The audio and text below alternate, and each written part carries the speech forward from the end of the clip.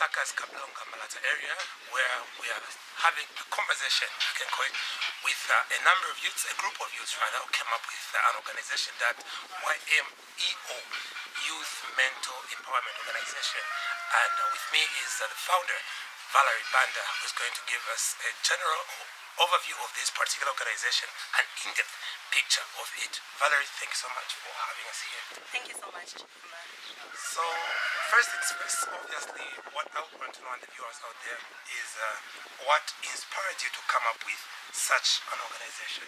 Okay, so living in an era of rampant spread of HIV and AIDS, as well as many other STIs out there, and also the increasing number of young people suffering from drug and alcohol addiction. So obviously, having lived in this area for a long time, 15 years, about 15 years, yeah. So I've grown up with, young people that I saw losing it along the way. So in this area, just I must make mention that we have, 4 to 5 young people every year dying due to complications that come with alcohol and drug abuse. Yeah. And then apart from that, we also have a lot of young girls getting pregnant at early ages. You find at the age of 14, 15, they're already getting pregnant and having children. So this is growing up, I was exposed to, information on sexual reproductive health. Obviously in schools, in the olden days, we would have clubs like anti-AIDS, and also just, I had the privilege to be exposed to this information. So it's something that I always had in my mind, I would think about a way that would help these young people that are losing it to live better lives, So a time came when I thought of this initiative, and then obviously were registered, and not only to work in Lusaka or Kabulongo, but to work in each and every other province in Zambia.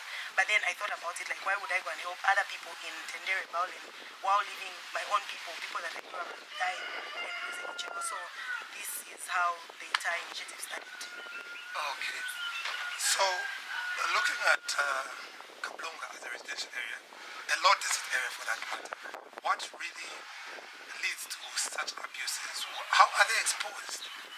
Well, I guess it's mainly just this area, though we have people coming from, IBEX, even just these other decent homes.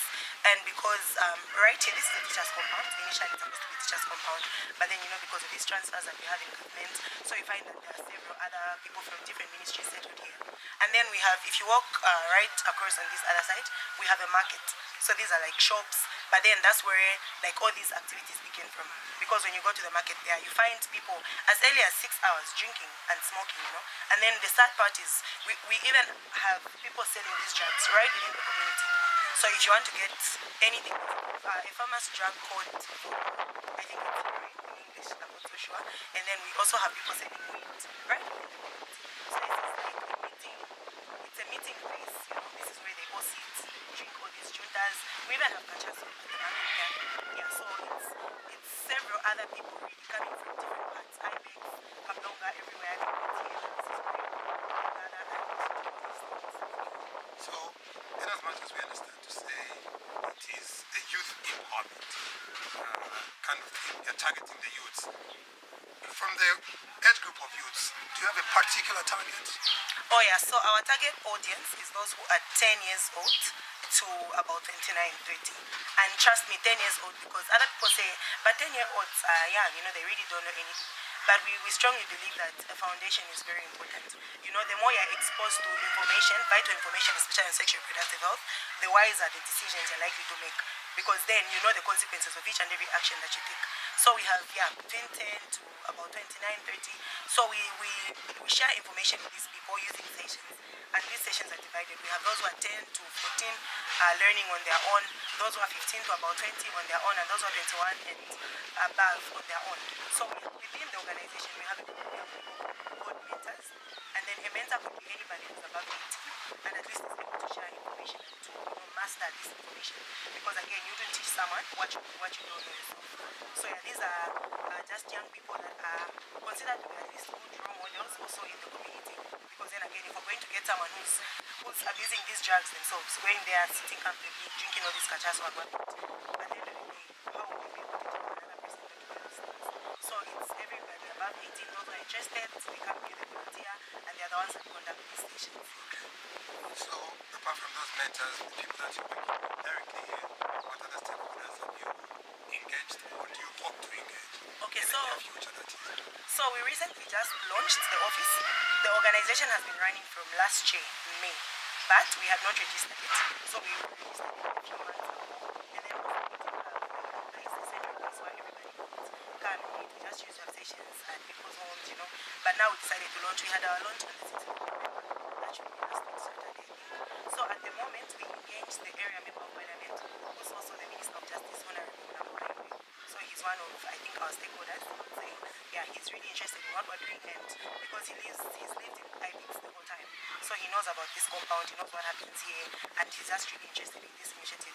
So even at the launch, he was our guest of honor. So there's him, and then there's a few other people who, these are just, you know, elderly people that are probably working and they're interested, so they come through for us here and there. And then we have Sanity House, it's a rehabilitation center. The founder, Daniel Mazima, he's one of the people that have also shown interest. He usually comes here and he's going to be offering, you know, these rehabilitation services. And then we're also working with Malata Health Post. I'm sure you would have seen it on the other side of the road there. For the Health Post, we want to have an agreement with them where we can be having a nurse coming, because we intend on offering services such as HIV testing and counseling, as well as the pre-exposure prophylaxis and the post-exposure prophylaxis. And then, you know, for HIV testing and counseling, obviously we need a professional to do that. It can't be just anybody, you know. So yeah, we're engaging the health post on those terms. And then also we're open to having every other organization that's interested in, you know, the ones that have the same objectives as us, drug abuse, because now there's so many organizations emerging and fighting against these things. So we're open to having several other partners, anybody that's interested, and people that will bring new ideas, suggestions, and any kind of help. We're open to that. How is the response from, not the stakeholders, of course, the direct ones, but already they're direct? I mean, the people are targeting, the youths. Are they really subscribing to what you're offering? Are they open for the idea? Well, right now, I would say we have a good number of them that actually think this is a good initiative. We have a good number of them coming through, but obviously, again, we have a good number of them that are opposing, you know, especially even those that are into this, you know, the ones that are selling the drugs. For them, they think this is an opposition, you know. They don't like us, they don't talk to us, they pass funny comments. They think we're here to attack them. But really, when you look at the initiative, it's not here to attack anybody. We're not even trying to bring anybody to come and arrest anyone, because at the end of the day, if we're just going to get people arrested, we're not really going to help them. For us, the main aim of this is behavior change. So you come to us, you open up that you are using these drugs and you need help. We help you on those terms. So, some don't really understand what it's about. Others pass you and say, oh, mental empowerment, pass and dalaba, you know. So yeah, we do experience those kind of things. But I would say we have a good number of support, especially from parents. Most parents really understand that this community needs this, and they're telling their children to come. So far, that's where we are. Interesting. What seems to pose as a challenge, or to pose as challenges so far, if any? Well, right now, like I said, we just launched like a week ago. So at the time we're coming here, this place wasn't, I would say, it didn't even look the way it looks right now. So we needed to do a few renovations here and there. But at the moment, the problem that we have is, you know, the inside. We're in need of chairs, tables, and just stationery, at least to make it look, you know, to make it look conducive and just, yeah. Okay. Thanks so much, Valerie. Hopefully we're here to get another comment from one of the mentors. They can to give us another insight of what they do here, what their niche is. Stay with us. And moving on with the program, now on is Litness Chanda, who is one of the mentors at YMEO, who is going to give us an insight of what she does here. Litness, you're a mentor here. What exactly do you do, of course, apart from the ordinary definition of mentorship? Okay, being a mentor, I wouldn't say it's teaching. It's actually, I also wouldn't say tutoring. Is facilitating to young people and anyone around the world on how to live in the society. Like as our title says, it's Youth Mental Empowerment Organization. It's not only about dealing with the people who are mentally disturbed. We actually teach about sexual reproductive health, drug abuse, and how to use the PrEP, and yeah. and how to avoid bad friends. Because at my age, I'm a mentor. I'm 18, so I have my own age group, the ones I mentor around. So my age group is from 10 to 14, from 10 to 14 years. Because as you know, you can't teach a 29-year-old, because the person would go like, "Banganuze fchano mfana palini." So we teach, I would say we mentor according to our age groups. So as the 18-year-old, I thought to say no, I would be comfortable teaching those who are younger than me, so to give them space to open up. So I actually make them feel comfortable, try to be friends with them, and try to socialize with them. Yeah. Okay. So far, how is the cooperation? Are they 10 to 14-year-olds cooperating with you? Do you feel you are leading them to the, of course you are leading them in the right direction. Are you feeling they are following the direction you are leading them to? Yes, there are, but at first it was difficult. It was difficult because it's hard for someone to come out and tell you to say, no, I was raped, because there are different cases. I was raped, my uncle raped me, I need help from you.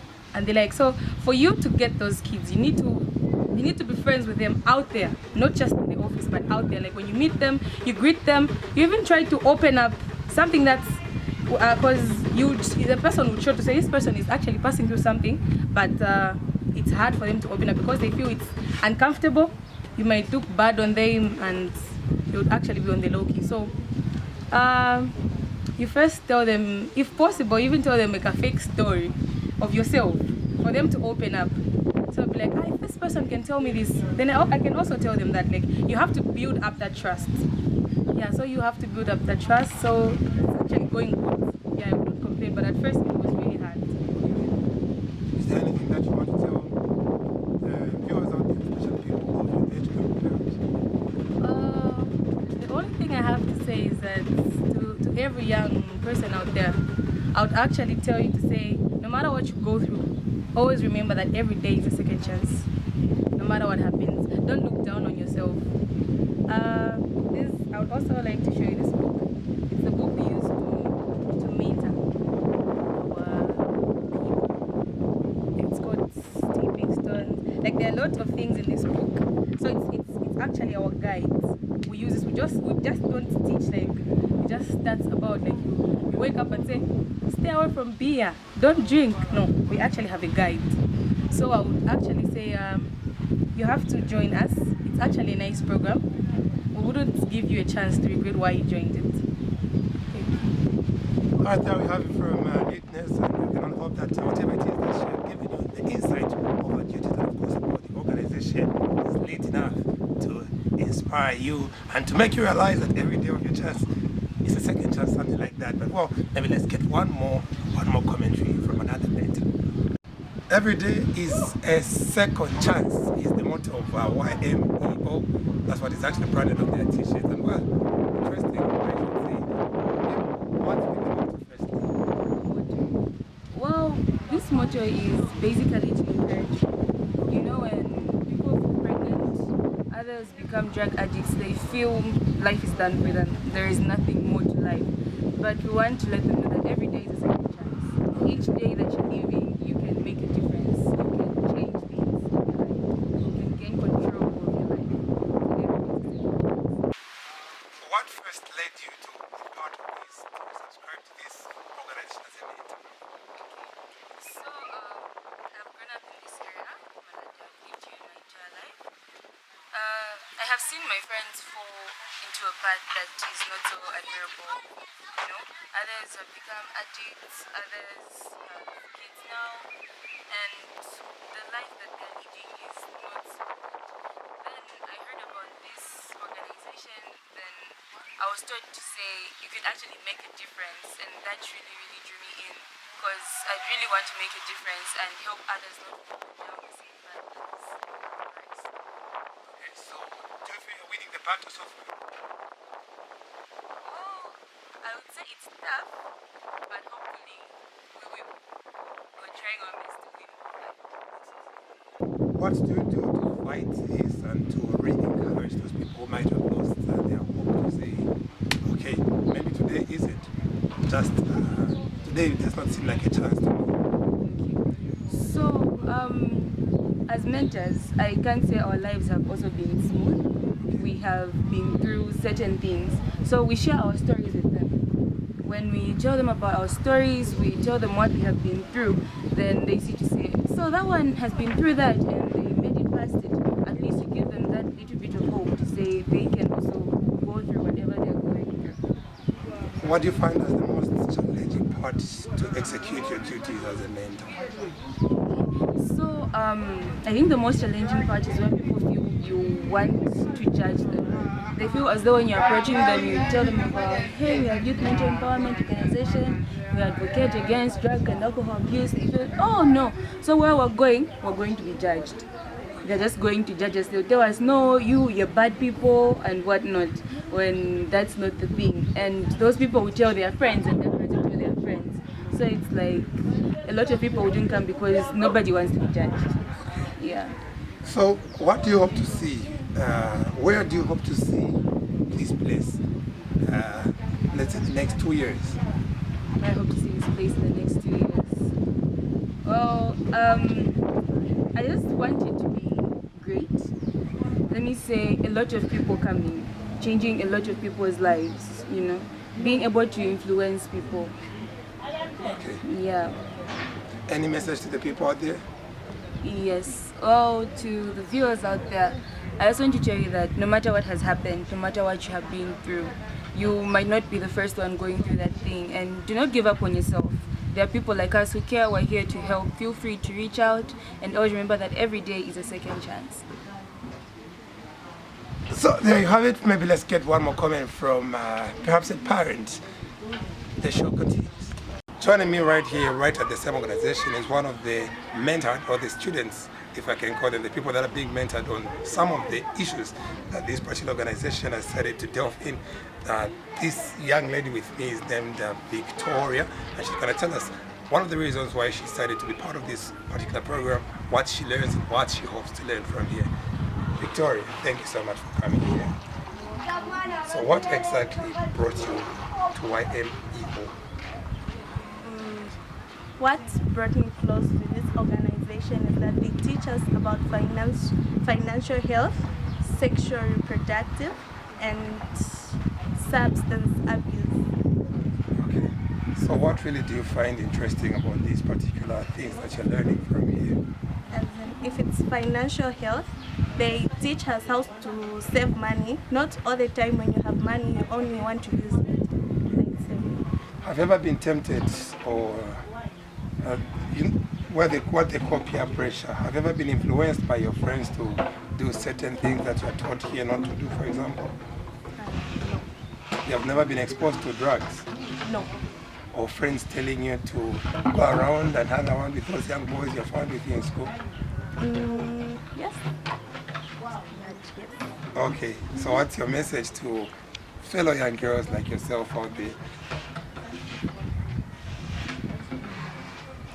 To not follow what your friends are telling you, because you may end up getting into bad company and you may end up getting into trouble.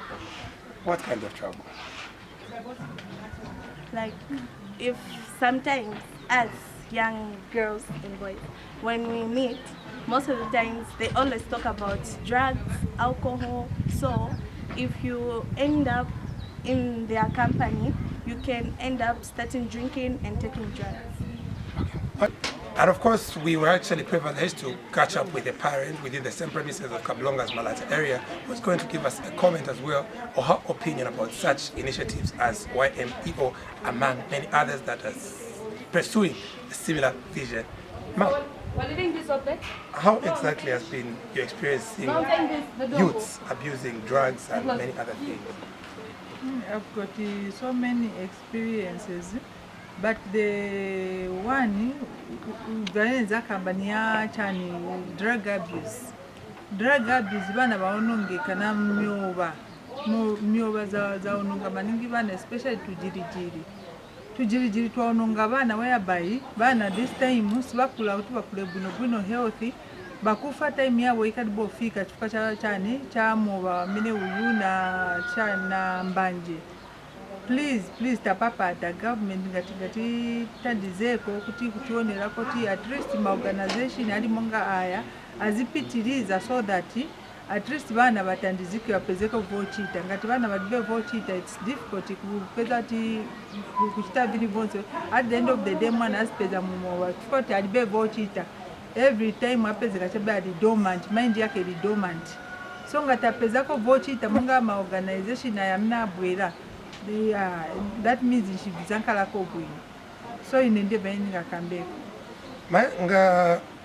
ngati vuto lipali kugala libe chochita mowa amene vamachita abuse vagula so ndalama zimachokerako ava vantu vamwe vamwene valili vamagulirana nija kuti futi na ndalama pamene vazipeza bebe vazaenda apanga kapisweki kwaitolaita azapanga kapisweki maybe alima pani pati apo akasiza kulima ndalama zijasanga liganizire toke niguleko olo drinki olo niguleko shawama nija achamana azaganizira first ni muoba na fwaka so ndiye pali problem paina apo ngati nija atenga kandrama kaja aganiza to let me make this money in a good use kasako manje kulibe drama maziganizira chabe muoba na fwaka pasira so ndiye ma challenges ameta peza nayo mine.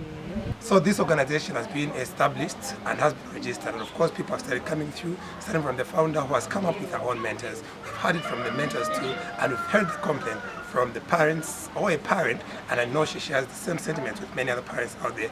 And we had the privilege as well to talk to a young girl who is a beneficiary of this initiative. We hope that this extends to many others across Kabulongo and beyond. My name is Shemba Kamweho. On behalf of our entire production crew, we say join us for our next insight. We don't know when, but always do subscribe to our channel and invite others to invite others. Well, let's work Africa Mache. We don't have a choice. Till next time, once more, scrub to the numbers there. Get in touch with us. Bye-bye.